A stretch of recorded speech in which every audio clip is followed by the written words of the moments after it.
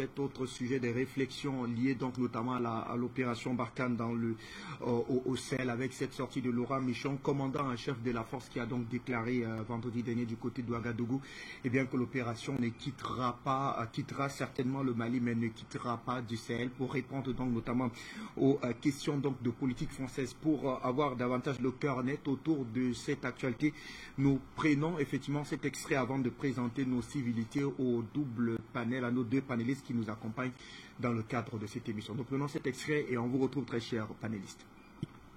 C'est une rencontre qui était très attendue depuis l'annonce du retrait des troupes de la force Barkhane du Mali. La force quitte certes le Mali, mais il n'y aura pas de redéploiement de ces hommes au Burkina, à en croire le général Laurent Michon. Néanmoins, la force entend conserver sa présence dans la zone frontalière entre le Mali, le Niger et le Burkina Faso. Ce redéploiement des soldats français vers le Niger aura sans doute un impact sur le mouvement des groupes armés terroristes dans le Sahel. Ça accélère le mouvement des groupes terroristes le long de la frontière et sur le nord du Burkina, évidemment. Ça accentue la pression sur la ville de Djibo ou la région Soum, etc. Oui, c'est pas à moi de commenter cette situation-là au Burkina. Il faut poser la question aux autorités burkinabées qui savent bien mieux que moi ce qui se passe dans leur territoire. Mais le mouvement est vrai, enfin nous le constatons, le confirmons sur les mouvements de ces groupes terroristes-là. De même qu'il y a évidemment des interactions nouvelles consécutives à cette action avec la Mauritanie. Pour l'heure, Barkhane se dit en mesure d'appuyer le Burkina dans les différents théâtres d'opération à la demande des autorités de la transition. Mais comment se fait-il qu'une telle force n'arrive toujours pas à endiguer le terrorisme dans sa zone d'intervention? Selon le commandant de la force Barkhane, la lutte contre le terrorisme n'est pas que militaire. Une conditionnalité politique près, qui est importante. Nous sommes en mesure d'appuyer les armées burkinabées quand et si elles le demandent. Pas toujours partout et de façon instantanée, évidemment, car les moyens sont comptés même pour Barkhane. Inata a été attaqué, je ne me souviens plus du jour exactement, mais un matin, il y a eu une demande plus d'une douzaine d'heures après pour aller renseigner sur ce qui se passait à Inata. Puis nous avons proposé de participer à l'évacuation de blessés. Voilà. C'est ça l'appui qui a été demandé à la force Barkhane, ce que nous avons fait 48 heures après l'attaque d'Inata, de façon modeste d'ailleurs. Le départ de Barkhane a déjà débuté au Mali, ce qui traduit la fin de la coopération avec cette force et d'un repositionnement au pays de Mohamed Bazoum. Donc il ne s'agit pas de se repositionner au Niger, il s'agit de se retirer du Mali et les contingents italiens, suédois, français qui partent du Mali vont rentrer en Europe, très clairement. Il y a un dispositif qui sera adapté peut-être au Niger sur la demande des autorités militaires nigériennes, je ne sais pas. Laurent Michon a par ailleurs déploré le blocage du convoi militaire français à Kaya. Pour lui, cette résistance constitue une épine de plus dans le déploiement logistique. Allez, merci donc à la technique qui nous a donc permis d'être mieux situés autour donc notamment de cette conférence de presse qui a donc donné c'était vendredi dernier du côté de Ouagadougou. Luc, je vous retrouve autour de cette actualité déjà bienvenue. On l'a donc forcément compris, même si on a plus ou moins l'impression que le commandant en chef de l'opération Barkhane semble véritablement esquiver cette question-là, celle de la réorganisation de la force Barkhane du côté du Sahel. On va y revenir de fond en comble dans le cadre de cette émission, mais davantage que doit-on comprendre autour de cette sortie, Luc Michel? Bonsoir Fabrice, bonsoir à mon collègue Drissa et à tous nos téléspectateurs. Ce qu'il faut comprendre, c'est que le général Michon, comme tous ses collègues généraux français sur les plateaux de télévision, est un menteur. Il ment sur le Mali, il ment en permanence sur l'Ukraine. On est parfois gêné devant voir des militaires professionnels mentir d'une telle façon. Tout d'abord, il faut savoir lire entre les lignes et le général Michon, il reconnaît l'efficacité des Maliens appuyés par les militaires russes. Il dit que c'est la peur de l'armée malienne qui fait que les djihadistes se dirigent vers le Burkina Faso ou vers la Mauritanie. Voilà ce qu'il faut retenir. On ne sait pas très bien si l'armée française va partir au Burkina Faso, si elle va partir en Mauritanie, si elle va partir en Côte d'Ivoire. Mais la vérité, c'est que les Français aujourd'hui, ils sont pris entre le marteau et l'enclume. L'enclume, c'est l'efficacité de l'armée malienne depuis qu'elle s'oriente vers une action avec les Russes et plus avec les Français. Et l'enclume, c'est l'armée américaine qui ne veut plus des Français. Elle a demandé aux Français de se redéployer dans la Corne de l'Afrique ou au Mozambique. En attendant, les Français essayent de parasiter les projets de redéploiement des Américains qui veulent redéployer la guerre occidentale au Sahel à partir non plus du Mali, mais du Burkina Faso.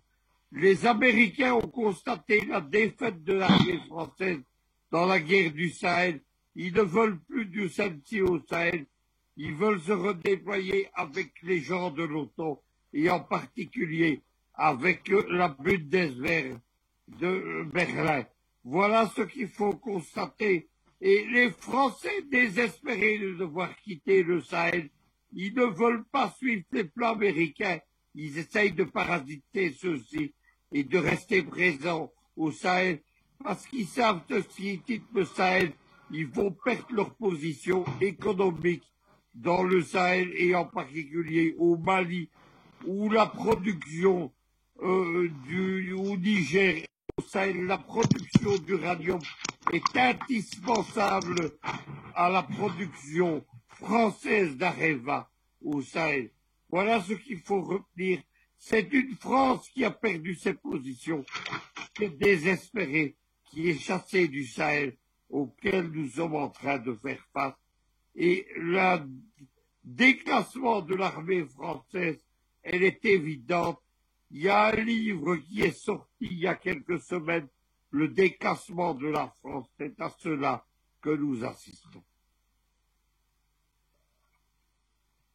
Vous êtes d'ailleurs membre du mouvement Yerewolo Debout sur les remparts, précisément du côté de Bamako. Je retrouve donc autour de cette sortie du commandant-chef de l'opération Barkhane. Il est question davantage pour le commandant de l'opération de quitter Bamako, mais comme on l'a suivi, il n'est pas question d'une quelconque réinvention de l'opération, alors réorganisation, que ce soit au Burkina Faso précisément et aussi au Niger. Réaction après, effectivement, avoir suivi longuement sa sortie du côté de Ouagadougou.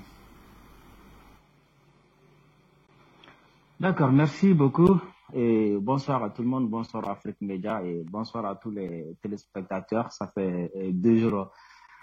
Je comprends tout simplement à travers ce que vient de dire cet officier français.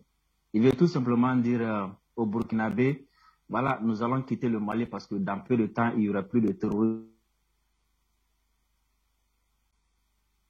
chez vous au Burkina ou bien au Niger. C'est tout ce que je retiens de tout cela parce que simplement que bon voilà, les Maliens ont d'autres partenaires plus efficaces qu'eux et que ces partenaires-là ne vont plus transgresser ne vont plus s'amuser avec les terroristes. Donc, ils n'ont plus de raison de rester ici pour divertir, pour amuser la galerie. Maintenant, ce qu'il faut comprendre dans cette histoire de Barkhane et dans cette histoire de Barkhane, des militaires français qui ne veulent pas partir, entre parenthèses, des Français qui ne veulent pas partir, c'est quoi? Vous savez, leur plan qui consistait depuis longtemps à diviser le Mali,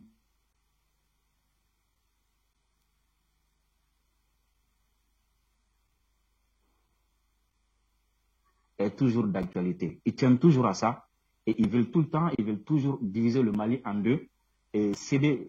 Vous savez qu'est-ce qui se passe actuellement ici au Mali? Allô, vous m'écoutez? Allez-y, nous vous écoutons. Idrissa, vous êtes en direct, nous vous écoutons religieusement et vous étiez effectivement en train de nous permettre de comprendre les raisons pour lesquelles la France veut absolument diviser votre pays, le Mali. Voilà, exactement. Exactement. La France avait promis à ces gens-là qu'il allait leur donner de l'indépendance depuis longtemps. Et actuellement, c'est ce qui est en train de se jouer. Quand dernièrement la France est passée du côté de la CEMA, vous savez, la CEMA, on les appelle coordination des mouvements de l'Azawad, mais en réalité, ils ont 2 branches armées. La première branche, c'est l'IGS et l'autre branche, c'est, comment on appelle la Guinée, ils ont des noms bizarres comme ça, et ACMI. Bref, 3 branches. Et ces branches-là, leur tâche, c'est quoi? Leur activité, c'est quoi? C'est lorsque la France, c'est lorsque les rebelles de la CEMA veulent attaquer, ils passent par ces groupes terroristes-là. Parce que ces terroristes-là sont entretenus, sont logés, sont nourris, sont armés par la France et la CEMA. Donc, lorsque la CEMA veut attaquer l'armée malienne et lorsque la France veut attaquer l'armée malienne, les Maliens, comment dirais-je là, ils passent par ces groupes terroristes-là. Qu'est-ce qui s'est passé récemment? Ces terroristes ont commencé à attaquer dans la région de Ménaka. Et dans la CEMA, récemment, ils avaient voulu créer un groupe qu'on appelle CSP, Cadre Stratégique Permanent. Ils sont venus dire aux gens, bon voilà, nous sommes là, comme l'État n'est pas là pour le moment, il faut qu'on se donne la main pour sécuriser. Ils avaient commencé à toucher beaucoup de personnes et d'ailleurs, ils avaient fait tellement de manipulations que les gens, à un moment donné, étaient tentés de les rejoindre. Donc, quand il y a eu des attaques, il y a 2 groupes. Le premier groupe, c'est le MSA et l'autre groupe, c'est le Gacha. Ces 2 groupes-là sont venus vers la CEMA. Bon, comme on a déjà mis en place quelque chose pour lutter contre le terrorisme, pour suppléer au cas où l'armée n'est pas présente. Comme maintenant, nos populations sont attaquées, alors il va falloir qu'on se donne la main et qu'on aille répondre aux attaques et qu'on aille protéger nos populations. Qu'est-ce que la CEMA a dit? La CEMA a dit, notre ennemi, c'est l'armée malienne. Notre ennemi, c'est l'État malien. Nous sommes là pour combattre les militaires maliens. Nous sommes là pour combattre l'État malien et non les terroristes. Je dis bien et non les terroristes. Pourquoi la CEMA ne peut pas combattre les terroristes? Parce que les terroristes viennent de la CEMA. Et c'est comme ça que Gacha et MSA se sont retirés de ce CSP-là. Ils les ont dit, bon, nous sommes là. Nous pensons que c'était pour protéger la population. Nous pensons que c'était pour suppléer l'armée en cas de besoin. Mais si c'est toujours pour diviser le Mali, si c'est toujours pour combattre le Mali, nous ne reconnaissons pas dans ça. Et Gacha et MSA se sont retirés pour aller combattre les terroristes. Et aujourd'hui, Gacha et le MSA sont en train de combattre les terroristes. Les terroristes, d'où est-ce qu'ils viennent? Ils viennent du côté du Niger pour attaquer l'armée malienne, parce que c'est la CEMA qui se cache derrière ça. Donc, le projet de la France, c'est quoi? C'est se replier sur le Niger, appuyer la CEMA et ensuite attaquer l'armée malienne, attaquer les villes maliennes, attaquer les villages maliens. Donc comme ça, à chaque fois que la CEMA va avoir des problèmes, ils vont se replier sur le Niger, comme actuellement c'est ce qui est en train de se passer. À chaque fois que ces groupes-là ont des problèmes, après l'attaque de Mondoro, à chaque fois que ces gens-là ont des problèmes, ils se replient sur le Niger, ils vont se renforcer avec l'appui bien sûr de Bazoum et de la France. Ensuite, ils viennent encore réattaquer nos positions. Ça fait 3 ou 4 jours que le même scénario se produit. 3 ou 4 jours, le même scénario se produit. Les terroristes quittent Kidal, ils font le tour pour aller au Niger, se regrouper, se renforcer, ensuite venir attaquer. Alors voilà le projet de la France. Voilà pourquoi la France ne veut pas quitter le Sahel, parce que la France maintient toujours son projet de diviser le Mali. Comme récemment, le Mali a dit à la France, bon, vraiment trop c'est trop, nous ne sommes plus vos esclaves, nous n'allons plus vous suivre, nous allons prendre en charge également la destinée de notre État. La France a promis d'isoler le Mali, la France a promis de nous faire voir l'enfer tuer et tout. Donc la France est toujours dans ce jeu-là. Leur objectif, ce n'est pas le Burkina, leur objectif, c'est de se positionner au Niger afin de pouvoir déstabiliser le Mali. Donc ils vont passer par la CEMA. Ils vont passer par la CEMA, ils vont passer par les rebelles, ils vont passer par ces terroristes qui se trouvent. D'ailleurs même, si vous vous rappelez bien, Mamadou Youssouf, le président du Niger, l'a dit que toutes les attaques contre le Niger de la part des terroristes sont planifiées et organisées à Kidal. À l'époque, il a dit. Alors, ces mêmes terroristes se trouvent actuellement à Kidal. Ces mêmes terroristes font toujours leur parade et autres là à Kidal, sous la supervision des officiers français, sous l'aide bien sûr de l'État français. Alors, voilà pourquoi la France ne veut pas partir, parce qu'elle a toujours son projet de diviser le Mali. Et actuellement, vous voyez, il y a des attaques un peu partout. Ils ont quelques plans. D'abord, ils ont le premier plan, c'était le divertissement. Ensuite, le deuxième plan, c'était quoi? C'était les accusations et autres là. Ensuite, le troisième plan, c'est attaquer l'armée malienne. Ils vont divertir à travers les opposants et autres là qui vont sortir pour dire la transition est comme si, la transition comme ça, nous ne reconnaissons plus le président de la transition, nous ne reconnaissons plus cette personne-là.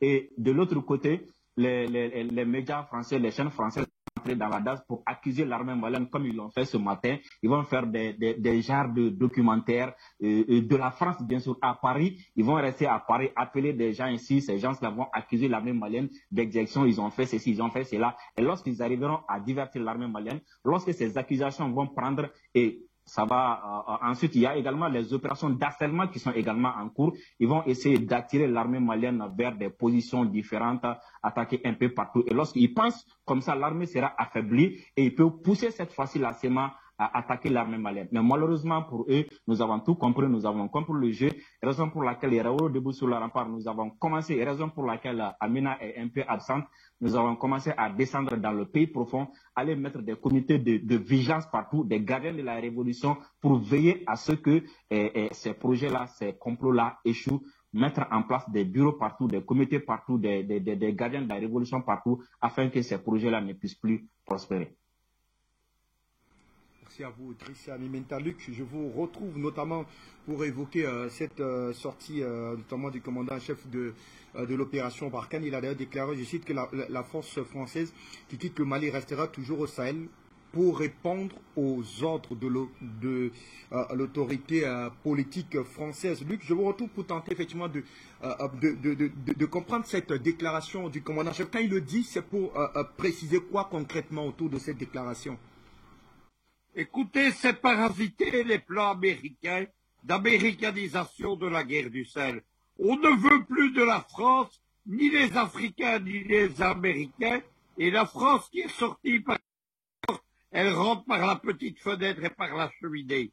Les Américains, qu'est-ce qu'ils veulent? Ils veulent remplacer la France par la Turquie, ce qui est déjà le cas au Libye et au Sahel, et la France, les Américains veulent remplacer la France par les Marocains. Les Américains viennent d'accorder une dérogation pour continuer à vendre des armements et à collaborer militairement avec le Maroc, et les Français, évidemment, veulent parasiter les plans français. Voilà ce qu'il faut comprendre. Et voilà ce que sont les déclarations du général Michon. Restons davantage autour de cette actualité, puisque nous tentons de comprendre notamment pourquoi est-ce que la France refuse de quitter notamment le Sahel. Est-ce que dans cette sortie du commandant-chef de l'opération Barkhane, quand il fait notamment, il a tenté effectivement de dresser la situation actuelle, notamment au Mali, il est clair que dans sa sortie, il va sans dire qu'aujourd'hui, je vais dire quoi, l'autorité malienne, je veux dire l'armée malienne, les forces armées maliennes ont véritablement pris à bras le corps la question de la sécurisation du sol malien, et qu'on a justement aujourd'hui plus que l'impression que le terrorisme est plus que réduit à sa portion la plus minimale possible aujourd'hui au Mali. Écoutez, on disait qu'il était impossible d'assurer la sécurité dans la zone des 3 frontières, mais l'armée malienne appuyée sur les paramilitaires russes, elle a réussi à réduire, à éliminer les djihadistes et à les faire fuir. C'est pour ça qu'ils sont partis vers le Niger et vers le Burkina Faso. Donc voilà l'efficacité de la lutte antiterroriste quand elle est véritable. La France n'était pas là pour combattre les djihadistes. Elle était là pour se servir d'eux, pour faire de l'ingérence. Voilà ce qu'il faut constater, voilà ce qu'il faut dire. La France aujourd'hui, on ne comprend pas très bien si elle va se diriger vers le Burkina Faso, vers la Côte d'Ivoire ou vers le Niger. Mais en tout cas, sa présence au Mali, c'est terminé. Maintenant, les Français ne savent pas très bien expliquer s'ils se dirigent vers le Mali, s'ils se dirigent vers le Niger, s'ils se dirigent vers la Mauritanie. Mais en tout cas, même les Américains qui sont présents dans ces 3 pays ne veulent plus des Français. C'est ça qu'il faut retenir des déclarations du général Michon et de ces médias mensonges. Ils mentent exactement tous les jours sur l'Ukraine, ils mentent tous les jours sur le Mali, ils mentent tous les jours sur le Mauritanie. La communication de l'armée française, c'est aujourd'hui un mensonge permanent. Drissa Mimenta, je vous donne la parole davantage autour de cette actualité-là pour le général Laurent Michon. Il est désormais question pour l'opération Barkhane d'occuper la zone des 3 frontières, même s'il réfute notamment, on va en parlait notamment tout à l'heure, le cas d'une réorganisation, alors, voilà, d'une réorganisation en terre burkinabé ou alors du côté du Niger. Alors pourquoi cette fixation autour notamment de cette zone des 3 frontières évoquée par le général Laurent Michon? La parole est à vous, Drissa Mimenta. La zone des 3 frontières, ça veut dire 3 frontières, ça veut dire 3 pays. Ça veut dire que la France a toujours envie de contrôler tout le Sahel. Elle a envie de contrôler ces 3 pays-là. Elle a envie de déstabiliser ces 3 pays-là. C'est très simple à comprendre. Mais lorsque j'écoute cet officiel-là, lorsqu'il dit que la France est prête, ou bien la France a la capacité d'appuyer le Burkina Faso, ça me fait rire. Ça fait 10 ans, à peu près 10 ans que la France est là. Que la France est là au Mali. Et qu'est-ce qu'il a pu faire ici au Mali? 75% de notre territoire a été occupé devant ses yeux ici. Qu'est-ce qu'il a fait? Les attaques au Niger partout. Qu'est-ce que la France a fait? Les attaques au Burkina. À peu près 40 à 50% du territoire est occupé. Qu'est-ce que la France a fait? La France n'a rien fait. Ce que les gens devraient comprendre, c'est quoi? C'est-à-dire, la France, ce n'est pas la volonté seulement. La France n'a ni la capacité, ni la volonté d'aider, de combattre ces terroristes-là. C'est ce que les gens doivent comprendre et en tirer des leçons. La France n'a ni la volonté ni la capacité. La France n'a même pas les armes nécessaires, l'armement nécessaire pour combattre les terroristes. Elle est là juste pour bluffer, tout simplement. Et encore, le deuxième point, c'est quoi? Ces terroristes-là, je le dis encore, je le répète, ce sont des inventions françaises, ce sont ses amis. Ceux qui attaquent au Burkina, ceux qui attaquent au Niger, ils sont où? Ils sont au Kidal.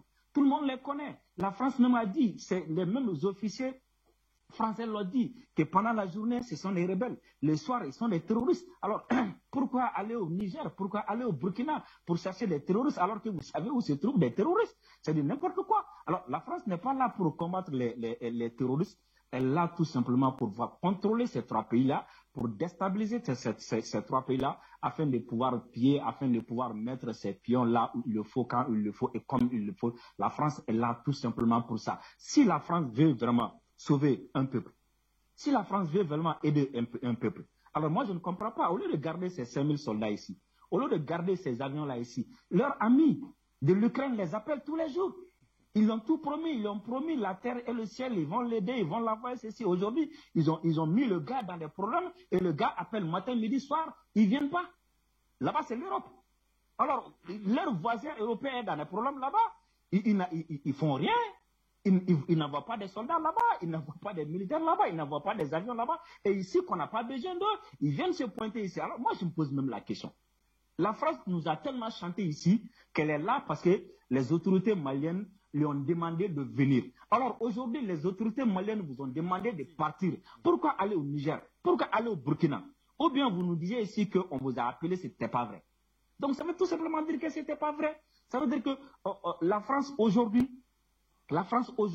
ne compte que sur les terroristes pour déstabiliser le Sahel. Alors tant qu'elle contrôle la zone des 3 frontières, elle va pouvoir préparer, adapter, armer ces terroristes-là pour attaquer ces 3 pays-là à partir des frontières. C'est ça son plan. C'est ça son plan. Donc, si la France a des militaires dans les frontières du Niger, dans les frontières du Burkina, c'est facile pour la France d'attaquer le Mali à travers les terroristes soi-disant rebelles. Également, et c'est facile pour eux d'attaquer le Burkina. Également, c'est facile pour attaquer le Niger avec ça. Donc, la France n'est là pour ça. Quand la France parle des 3 frontières, c'est la raison que la France parle des 3 frontières aujourd'hui. Alors, moi, j'en appelle à l'intelligence et au bon sens des dirigeants de ces 2 pays-là, du Burkina et du Niger. Vous allez davantage déstabiliser le Sahel parce que la France ne peut rien faire. Là où des centaines de milliers de soldats au Burkinabé, Nigériens, Maliens n'ont pas pu, ceux qui n'ont pas pu faire dans la zone des 3 frontières. Qu'est-ce que 5000 soldats ou 4000 soldats peuvent faire? Ils ne sont pas armés, ils ne sont pas équipés, ils n'ont rien. Ils vont faire quoi? À part bluffer. Je reste justement avec vous sur cette volonté commune, notamment vous l'avez effleuré tout à l'heure dans votre chute. Alors, est-ce que, la question, je la repose autrement, est-ce que la France peut à elle seule décider de repositionner, effectivement, de recaser, permettez l'expression, notamment ces 4800 soldats dans cette zone des trois frontières sans l'aval de ces trois présidents, c'est-à-dire du Burkina, du Mali, mais surtout du Niger. Est-ce que c'est possible de le faire sans l'aval de ces trois présidents-là? C'est ça tout le problème entre la France et le Mali. C'est ce que la France a tenté de faire avec le Mali. Remplacer Barkhane par Takuba. C'est ça qui a amené tous les problèmes. C'est la raison pour laquelle le président actuel, Assimi Goïta, a dit à Macron, mais attendez, moi je suis militaire. Vous ne pouvez pas m'expliquer ce qui est militaire. Le Mali est un pays souverain. Moi je suis le président du Mali, que vous le voulez ou pas. Vous ne pouvez pas venir un beau matin débarquer avec votre chef d'état-major et me dire, vous allez transformer Barkhane en Takuba sans me demander est-ce que j'en ai besoin, est-ce que j'en ai pas besoin, sans me demander si j'ai besoin de vous au nord ou bien au sud. Ça ne peut pas marcher. C'est là où tout le problème est venu entre la France et entre la France et le Mali. Donc la France ne peut pas faire ça. La France ne doit pas faire ça. Et d'ailleurs, on ne doit pas laisser la France faire ça. Mais le problème est que au Niger et au Burkina, surtout au Niger, Bazoum a tout simplement décidé de jouer au jeu de la France, d'accepter tout ce que la France demande. Et d'ailleurs, vous l'avez vu, quand il voulait expliquer aux Nigériens pourquoi il va accepter la Barkhane, il a profité de ça pour insulter tout le Niger.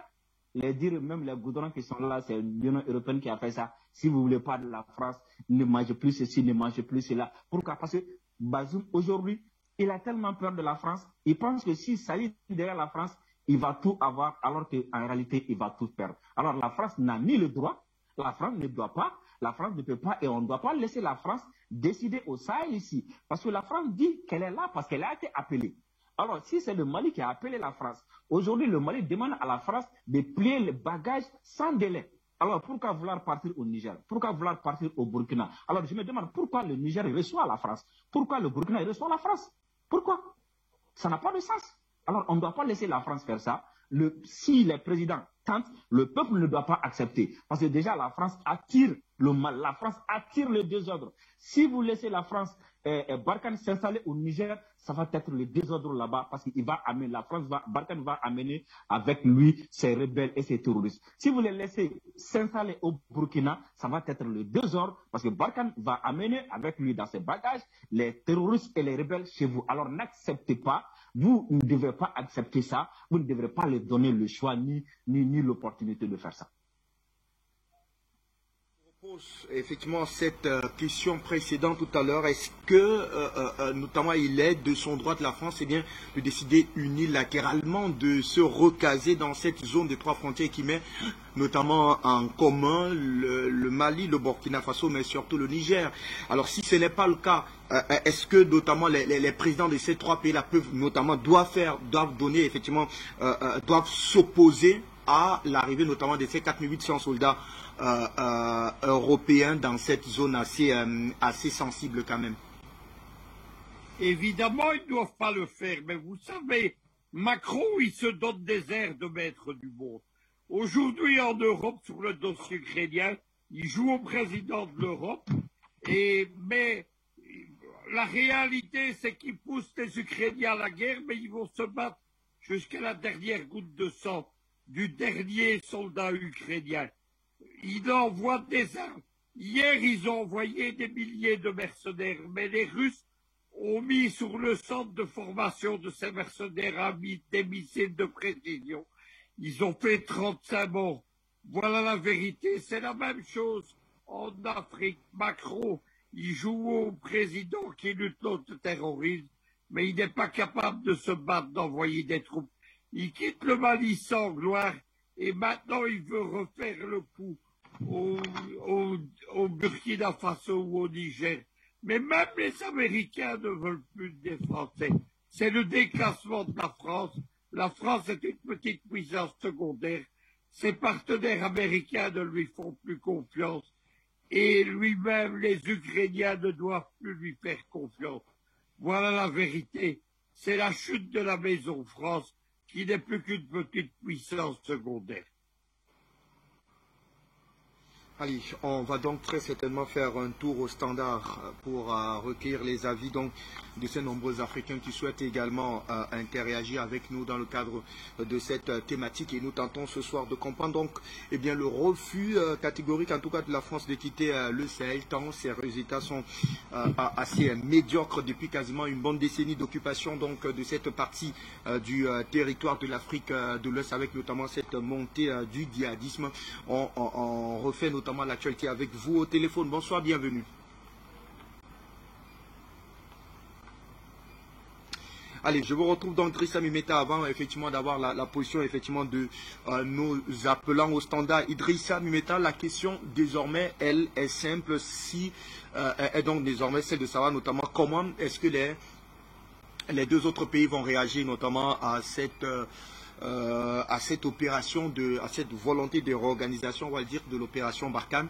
On l'a su, le général Laurent Michon, un tout petit peu dubitatif et incertain quant à la possibilité qu'a donc désormais cette force d'occupation-là de pouvoir notamment avoir gain de cause dans cette partie, dans cette sous-région-là, notamment au Burkina Faso, mais surtout au Niger, revenant notamment autour de ces manifestations civiles il y a quelques mois, notamment autour du convoi de Barkhane, qui avait d'ailleurs connu une opposition farouche de la part de la population nigérienne. Alors, tel qu'on est parti, il faut le dire, Idrissa Mimeta, le capital sympathique donc de cette opération, a complètement dégringolé sur le continent africain, précisément dans ces trois pays-là.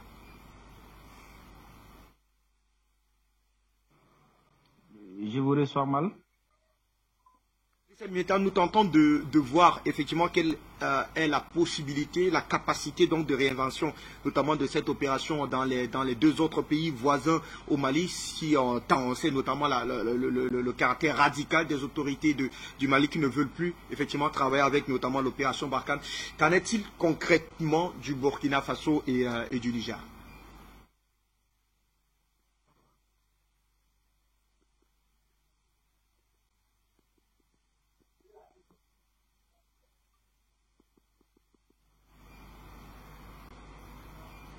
Alors, je crois que nous avons des soucis je ne sais pas si on a souci de liaison avec Mimeta, le temps peut-être pour nous d'être mieux situés avec lui. Luc, je vous retrouve notamment si, pour le cas du Niger, on a plus ou moins l'impression qu'il y a comme notamment une espèce d'adhésion, en tout cas du président Bazoum, à la politique donc militaire française en Afrique.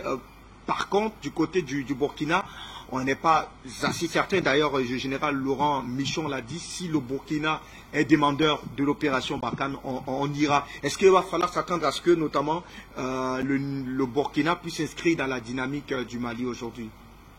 Écoutez, c'est ce que Lénine appelait des régimes compradors.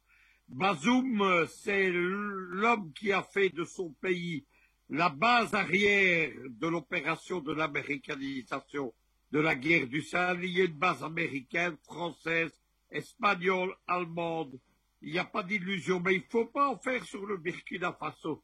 On a vu il y a 48 heures le nouveau gouvernement de transition et en réalité, ce sont tous les vieux chevaux de retour de l'ancien régime france-africain, les militaires et les civils qui sont revenus aux affaires.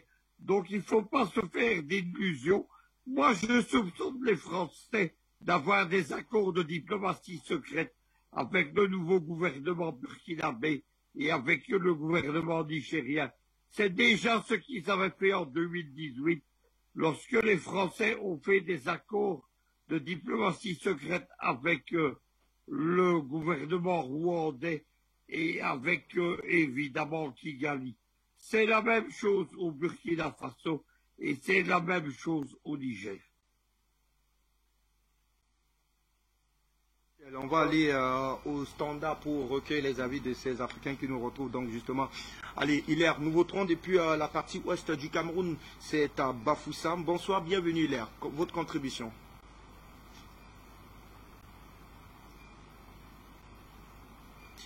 Hilaire, nous vous écoutons, bienvenue.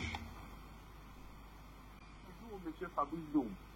Et permettez-moi de saluer vos invités. Je vais saluer comme ça là, le professeur Louis Michel, celui-là dont j'ai toujours qualifié d'un très grand professeur parce qu'il nous enseigne ce que c'est que la géopolitique à travers le monde. Et je salue aussi votre invité sur Zoom. Et il faut comprendre par là que notre dame de fer, que j'ai toujours appelé Amina Fofana, nous a dit que la France ne peut pas partir, mais on chasse la France. Nous devons comprendre que tout ce que la France doit faire, c'est à nous de pouvoir chasser la France. Elle va tout faire pour pouvoir chercher à se maintenir là-bas. Donc, le peuple doit comprendre que on doit tout faire pour pouvoir chasser la France et pour être libre. Parce que c'est la France qui organise le terrorisme dans le Sahel. C'est lui qui crée le djihadisme, c'est lui qui les dispose. Dans la journée, la France fait semblant d'être avec vous, mais dans la nuit, c'est lui qui donne les positions des militaires maliens et montrant par là comment ce djihadisme doit venir pouvoir opérer. Et même à travers leurs différents appareils, ils indiquent la position des militaires. Donc, tant que l'armée française doit être là, le djihadisme va toujours continuer à se sévir parce que c'est elle qui crée cela.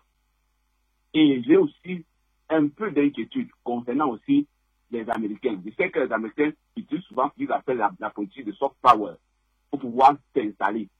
Or, depuis fort longtemps, si nous pensons que les Américains doivent nous aider, mais pour moi, je suis un peu désolé. Parce que depuis la nuit des temps, ils savent ce qui se passe au Sahel. Ils sont même eux-mêmes, à travers la CIA, la ND, le FBI, qui organisent cela, qui cohabitent avec les Français pour pouvoir créer tout ce problème-là dans le désert et passant par là pour justifier leur présence dans le Sahel et jouant ainsi sur leurs intérêts.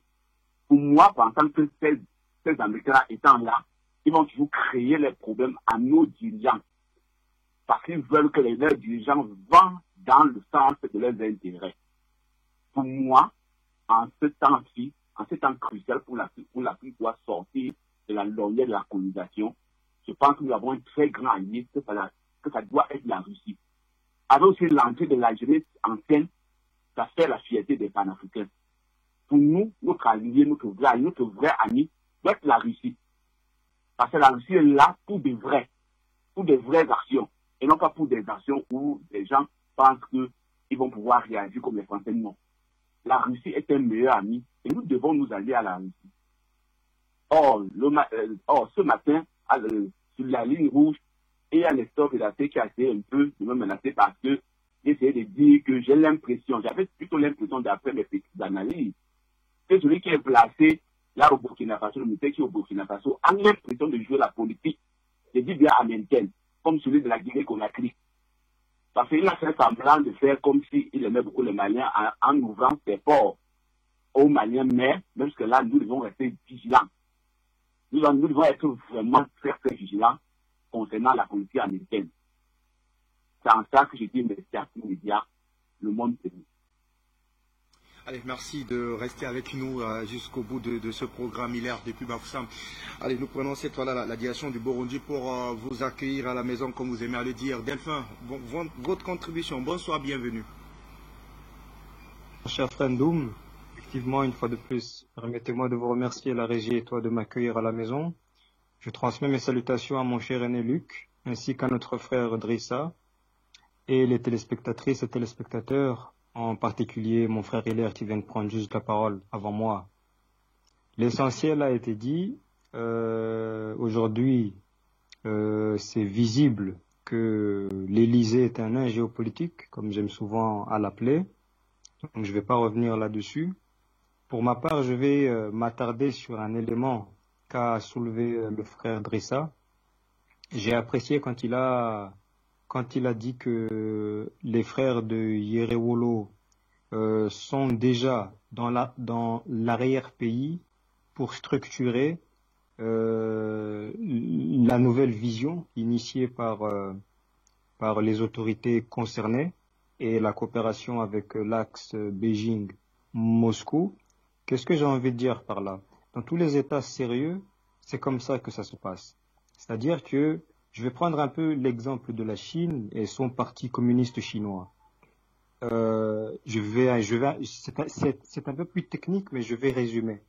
C'est-à-dire que chaque poste étatique en Chine fonctionne en parallèle avec un représentant du parti communiste. C'est ainsi que le chef des armées a son collègue du parti, le vice-président pareil, et c'est toujours comme ça jusque dans l'arrière-pays. Au Burundi, nous avons un peu le même système. le parti qui est au pouvoir, le CNDD-FDD, a des succursales dans chaque province. Nous avons même des succursales à l'extérieur, à l'étranger, là où il y a des diasporas burundaises. Donc c'est le cas en Russie, c'est le cas au Canada par exemple, c'est le cas en Belgique. Donc il faut qu'il y ait ce travail, je vais dire, sociopolitique qui doit être adossé de façon parallèle au travail donc géostratégique, militaire, et à terme, l'idéologie qui est diffusée maintenant depuis des décennies par ces grands bavards soi-disant démocrates que sont RFI, France 24, Le Monde, perdra tout simplement de sa substance et ça ne fera que confirmer une fois de plus le fait que la France n'a jamais été une véritable puissance de ce monde, en tout cas après mai 1945. Et donc, à part ça, bon, ce général français est dans son exercice habituel. Ces gens-là sont des menteurs. À charge maintenant aux frères et sœurs de la région des Trois Frontières de s'en rendre compte, de continuer les efforts qui ont été déjà déployés.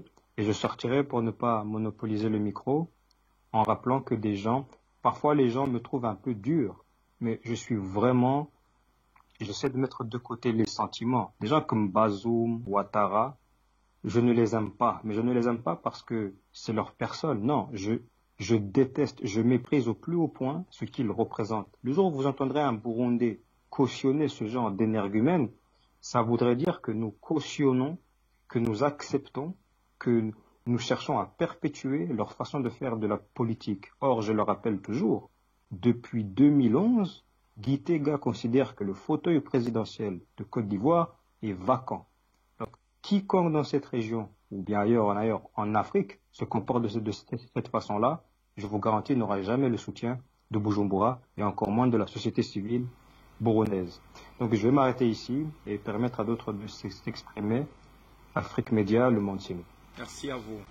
Delphin, merci de rester effectivement à l'écoute de ce programme et nous on va rester au standard pour tenter de prendre cette fois-là, me fait-on sera la direction de la Côte d'Ivoire pour accueillir monsieur Augustin Billet qui souhaite lui également apporter sa contribution dans le cadre de cette thématique. Comprendre donc le refus bien catégorique de la France de quitter notamment le Sahel malgré la volonté notamment du peuple africain via donc effectivement des autorités maliennes de voir notamment cette force quitter définitivement donc notamment le sol malien mais surtout le Sahel. Il n'est donc certainement pas question selon le général Laurent Michon, commandant en chef effectivement de cette opération de quitter le Sahel parce que dit-il cette opération va rester pour répondre à la politique française du côté donc du Sahel.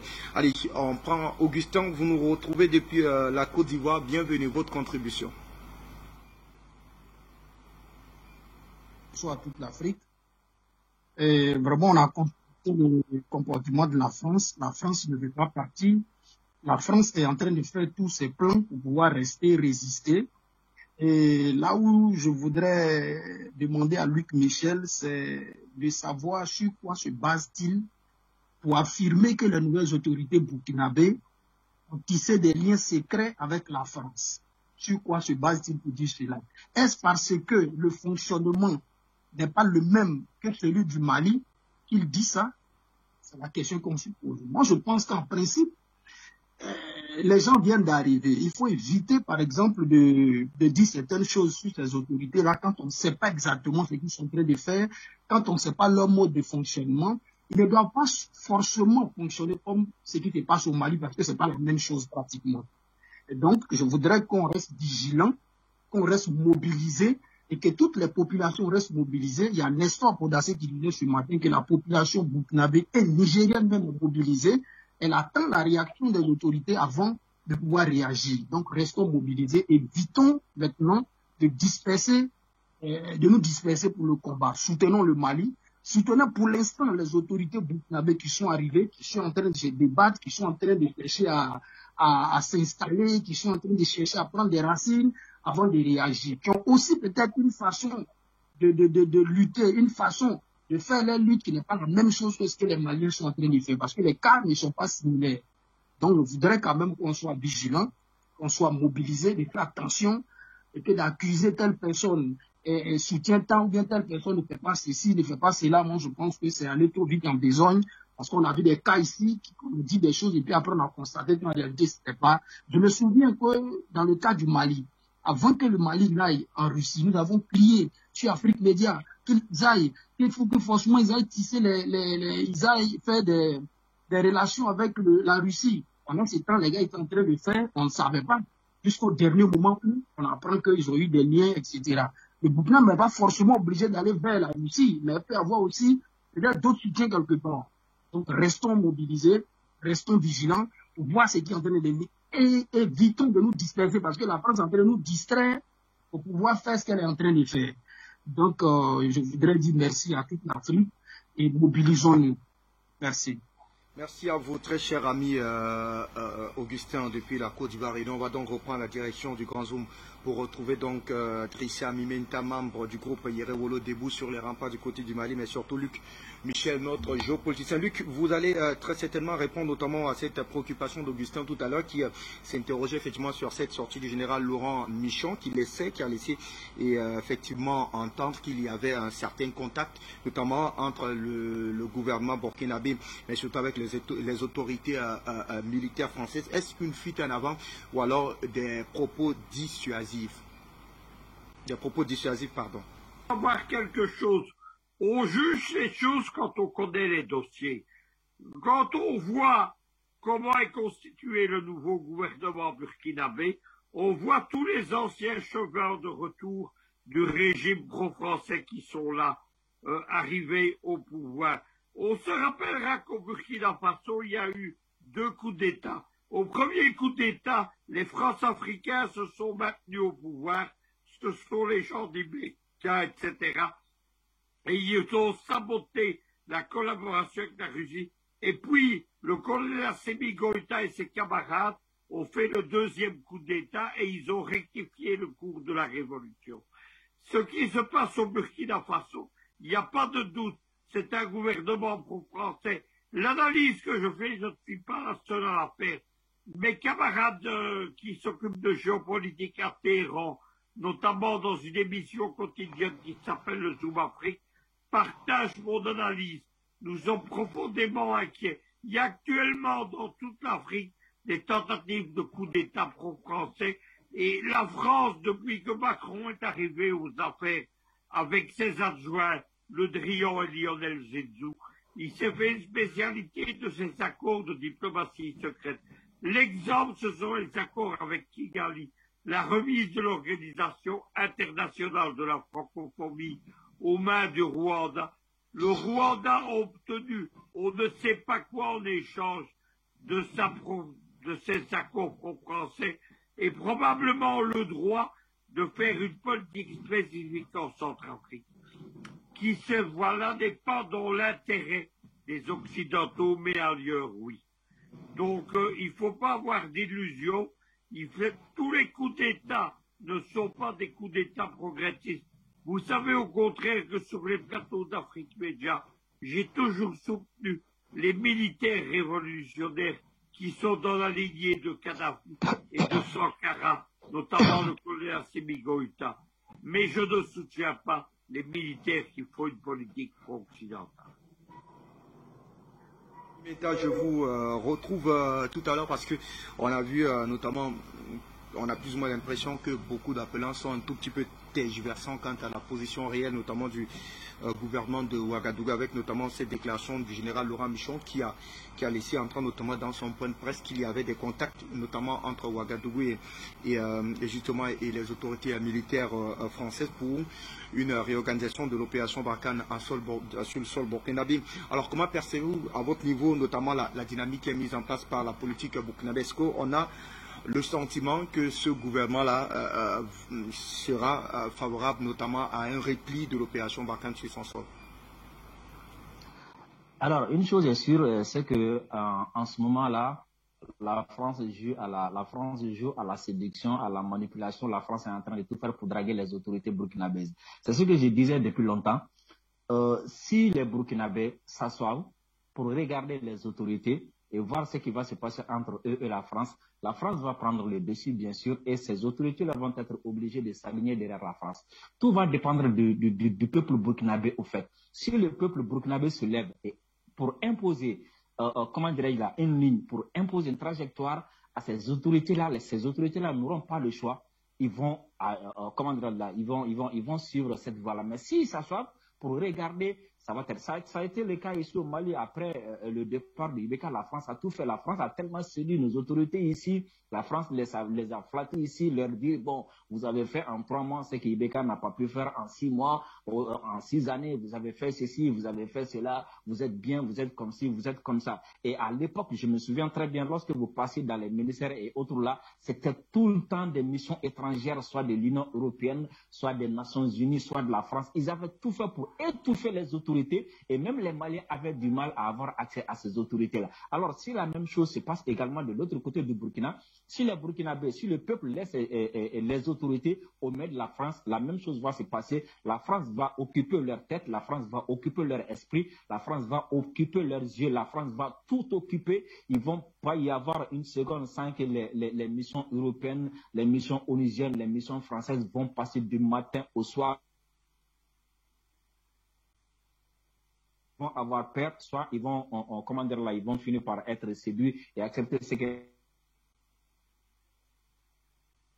est clair également. Nous ne savons pas pour le moment ce que les autorités burkinabées préparent, mais quand même sur le terrain, on ne voit pas pour l'instant, on ne voit pas grand-chose, on ne voit pas de réaction, on ne voit pas de lignes. C'est vrai que le gouvernement vient d'être mis en place, mais bon, on attend toujours, on est toujours vigilant. On observe et on espère que ils vont suivre, comment dirais-je, la voie qui est salut, la voie du salut, parce que tout simplement, c'est vrai, à un moment donné, les gens peuvent pécher dans le passé, les gens peuvent faire des erreurs, les gens peuvent suivre, mais à un moment donné, si le peuple se met debout, ces gens-là vont être obligés de s'aligner derrière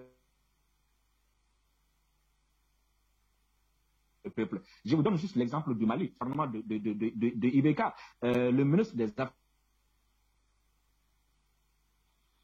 à l'époque où l'accord d'Alger avait été signé, mais pourquoi? Parce qu'à cette époque-là, la pression n'était pas assez forte sur la France, la pression n'était pas assez forte sur le président, le peuple n'était pas forcément mobilisé jusqu'à ce niveau. Et aujourd'hui, vous avez vu, lorsque le peuple s'est mis debout, le même du gouvernement de Ibeka, comment dirais-je, a su cette fois-ci écouter le peuple, prendre la direction que le peuple veut, et le même ministre des Affaires étrangères qui également su prendre cette voie, su écouter le peuple sous le leadership du président de la transition Assimi Goïta, parce que le peuple a mis debout, le peuple a mis la pression. C'est comme ça que nous voyons les choses ici. Si le peuple se met debout, il y a pas d'adversaire. La France ne peut pas contrer, les autorités ne peuvent rien faire. Mais lorsque le peuple on laisse les dirigeants tout faire, ça va être extrêmement compliqué. Et là où nous sommes en ce moment, si le Burkina ne suit pas, ça va être extrêmement compliqué. Et voilà, ça va. Je ne sais pas qu'est-ce qui va se passer à grande chose. Le peuple va se lever et ils seront.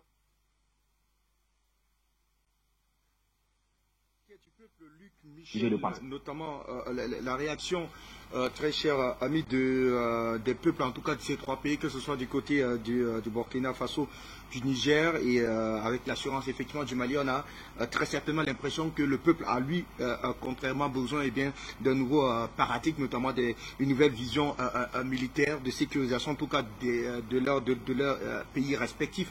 Si on a donc ce peuple-là qui pense effectivement qu'il y a un son de cloche un peu plus révolutionnaire, il va s'en dire notamment que est-ce que c'est une garantie pour notamment se débarrasser de facto de la politique française définitivement dans cette zone du Sahel? Ce n'est pas une garantie, c'est un garde-fou. C'est-à-dire que dorénavant, les chefs d'État qui vont faire une politique contre leur peuple, ils conduiront au renversement. Mais précisément les coups d'État pro-occidentaux qui sont préparés et organisés en ce moment, ils en préparent encore d'autres. Ils visent justement à ramener les gens du côté occidental. Ce Simplement, les masses africaines sont conscientisées et elles n'acceptent plus la politique des sous-préfets français. Mais ça n'empêche pas que les organisations auxquelles nous faisons face, les réseaux de Georges Soros, la puissance des réseaux du Quai d'Orsay ou du State Department, ça n'empêche pas que ces gens-là tenteront évidemment que les choses n'aillent pas dans le bon sens. On a l'exemple au Mali d'une double révolution. Le peuple a rectifié la révolution qu'Ibeka était en train de reconduire dans les marais de la France-Afrique. Aujourd'hui, les masses africaines voient les résultats de la politique de Touadéra, de la politique d'Assimi Goïta, aussi de la politique d'Abiy Ahmed en Éthiopie.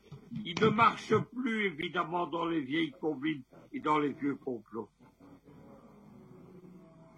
Allez, merci à vous. Idrissa Mimenta, tout à l'heure, vous avez fait effectivement savoir que votre mouvement, d'ailleurs, est à pied d'œuvre pour permettre effectivement une dynamique de sensibilisation des populations, puisqu'il va désormais armer ces dernières, parlant de ces populations, notamment du droit de l'information, pour leur permettre effectivement de mieux se positionner par rapport à ce combat-là. De quoi est-il concrètement question, Idrissa Mimenta?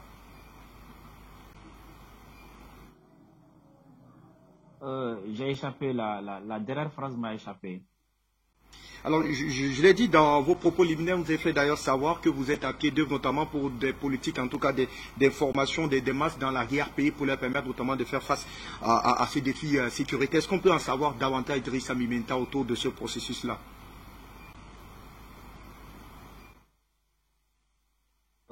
En 1960 jusqu'à 1968, et même avec Thomas Sankara, qu'est-ce qui a manqué un peu, c'est-à-dire c'était la compréhension de la lutte à travers par la masse populaire, la préparation psychologique, c'est-à-dire insérer même cette lutte-là dans nos annales, insérer même cette lutte-là dans les histoires qu'on raconte comment dirais-je, à l'école, à nos enfants et autres là, et descendre vers le peuple, leur expliquer pourquoi nous nous battons contre la France, expliquer au peuple c'est quoi la France, qu'est-ce que la France nous fait, expliquer au peuple quelle est notre force, pourquoi nous devons nous battre contre la France, pourquoi nous devons nous battre contre l'impérialisme sous toutes ses forces, expliquer au peuple à quel point il est fort, à quel point il est puissant pour déjouer tout ça, expliquer au peuple également que nous avons tout pour réussir, qu'on peut réussir, il suffit seulement d'accepter, il suffit seulement de comprendre que nous pouvons réussir. Et surtout expliquer au peuple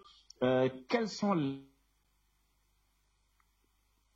plans que la France utilise pour nous, les plans que la France utilise pour saboter tout ce qui se passe chez nous ici. Donc nous descendons vers le peuple au plus profond des villages, leur expliquer, leur demander de devenir des gardiens cette fois-ci de la révolution, parce que nous pensons que le changement, lorsque le peuple va maintenir ce cap-là, lorsque le peuple va veiller à ce que les choses se passent comme il veut. Sinon, si le peuple baisse les bras, si les gens oublient, si les gens passent à autre chose, parce que vous avez vu, de 60 à 1968, lorsque le peuple a décidé de passer à autre chose, l'impérialisme est revenu et ils ont combattu Modibo Keïta et ils ont pu vaincre Modibo Keïta. Avec Thomas Sankara également, même chose. Et aujourd'hui, nous avons la chance d'avoir tout ce qu'eux-mêmes ils ont. Donc, nous allons vers le peuple, expliquer au peuple que nous devons nous mettre ensemble, pas le dernier du monde, que l'homme noir n'est pas né pour être esclave, que l'homme noir n'est pas né pour être assisté, que l'homme noir n'est pas né pour être esclave du blanc, que nous pouvons également devenir que le Mali ou bien l'Afrique peut devenir la première puissance du monde, qu'il suffit seulement de travailler, qu'il suffit seulement d'accepter. Ces gens-là que nous voyons aujourd'hui considèrent que c'est eux qui ont besoin de nous et nous n'avons pas besoin d'eux. Nous n'avons pas besoin de l'Europe aujourd'hui, nous n'avons pas besoin des États-Unis aujourd'hui, c'est eux qui ont besoin.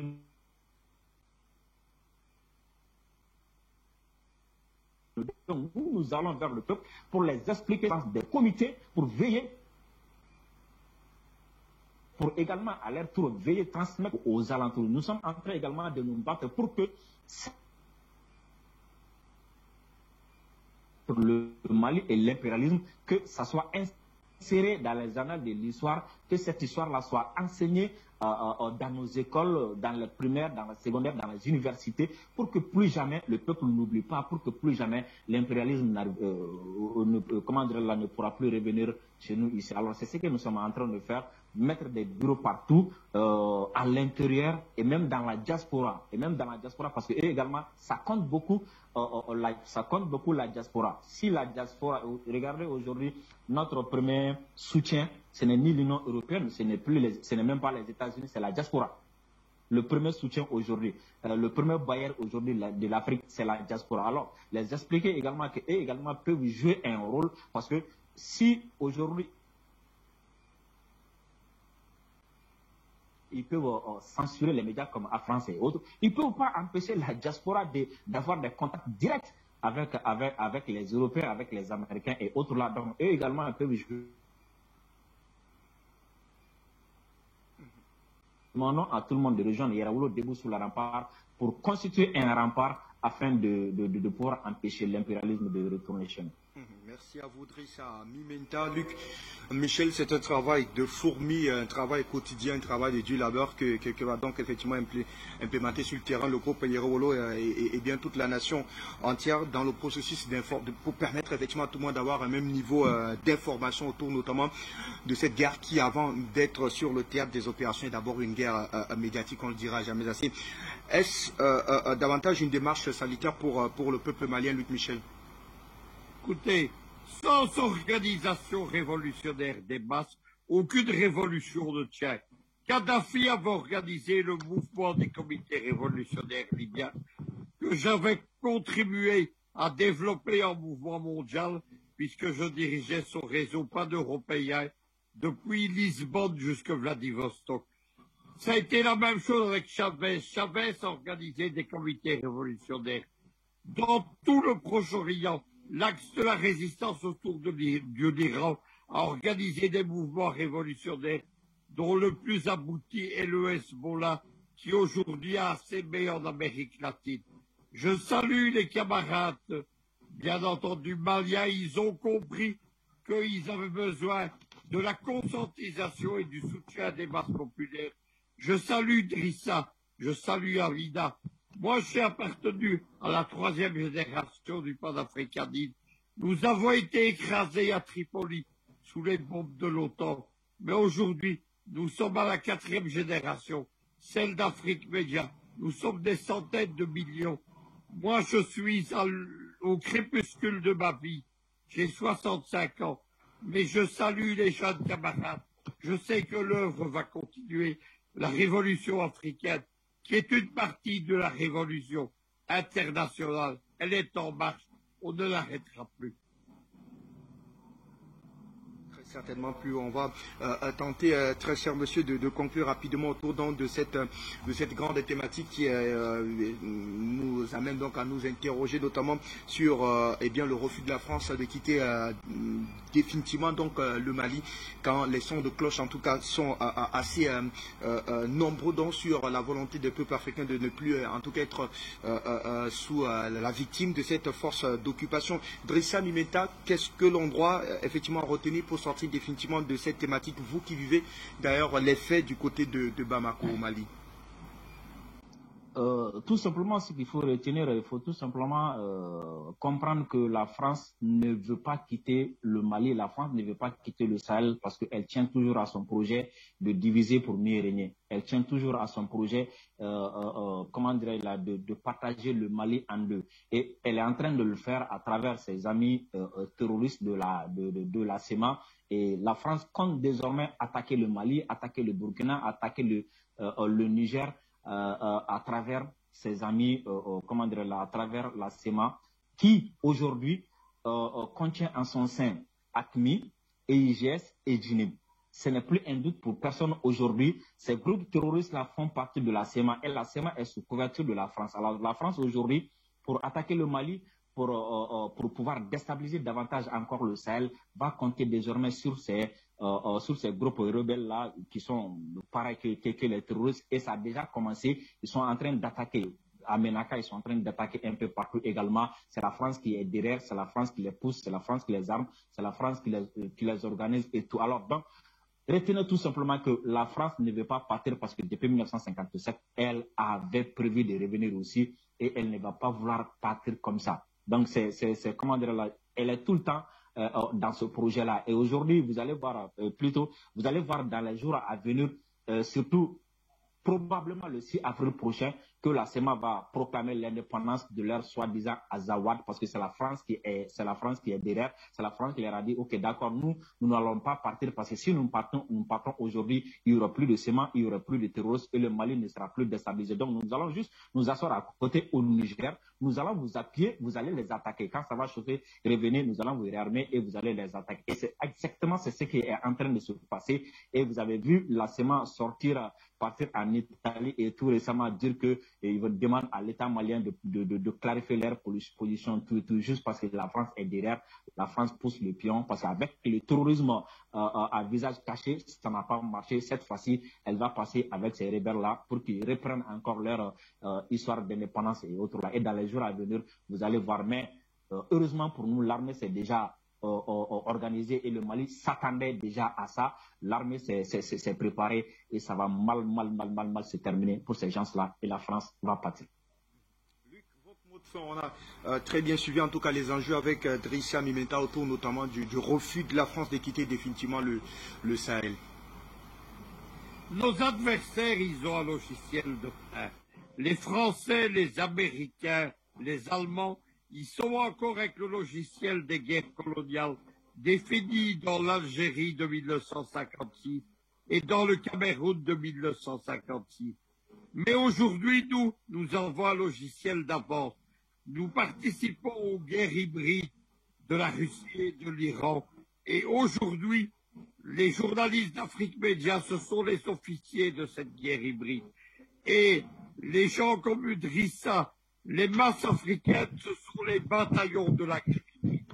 Nous allons gagner parce que quand je regarde les généraux français empêtrés dans leurs mensonges, empêtrés dans leur guerre de retard, empêtrés dans la mentalité des guerres coloniales, nous pratiquons la guerre révolutionnaire de demain. Nous allons vaincre. J'ai 50 ans de combat. J'ai vu périr les pays que j'aimais, l'Union soviétique, l'Allemagne de l'Est, la Yougoslavie, la Chambre aérienne libyenne. Mais aujourd'hui, je crois dans la vie. Eh bien, nous croyons donc tous à la vie comme vous, Luc Michel, un avenir meilleur, surtout au cœur du Sahel, avec notamment cette volonté nette du Mali de reprendre à bras le corps la question sécuritaire donc du côté de Mali. Merci à vous de nous avoir suivis, très chers messieurs. On se donne rendez-vous demain, lorsqu'il sera effectivement 17h30 heure de Malabo, pour une autre édition d'Appel sur le continent. D'ici à là, très bonne suite de programme sur Afrique Média.